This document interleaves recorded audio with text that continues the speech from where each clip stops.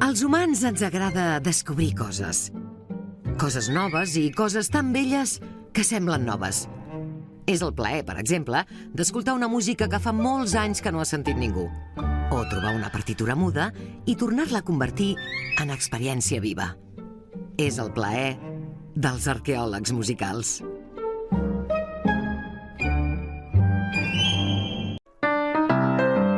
Històries que ha recollit l'enigmista i divulgador musical David Puertas.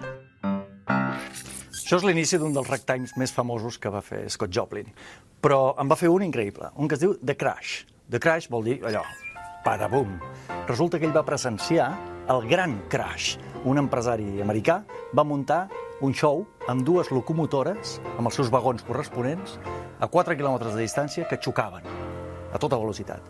Van xocar, van fer un crash espectacular. Van morir 3 persones. O sigui, desastre absolut. Però l'Scott Joplin hi era per allà i va fer un ragtime fantàstic, The Crash. El 2006, David Puertas va presentar el joc musical Sudoku, inspirat en els sudokus. El sudoku musical se'ns va acudir quan va sortir el sudoku.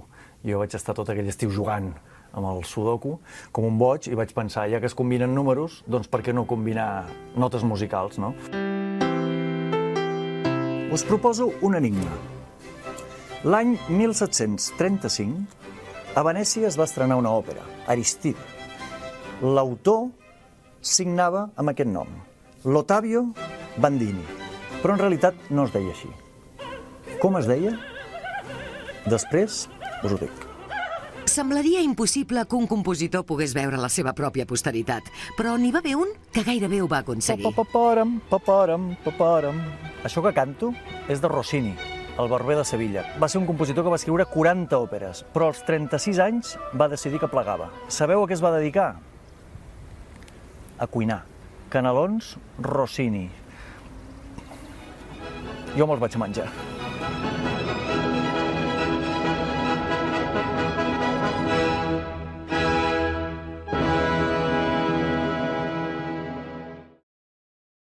Recordeu que abans us parlava d'una òpera estrenada a Venècia? L'autor de la música va signar amb aquest nom, però en realitat no es deia així.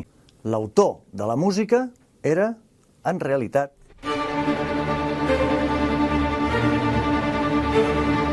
Antonio Vivaldi.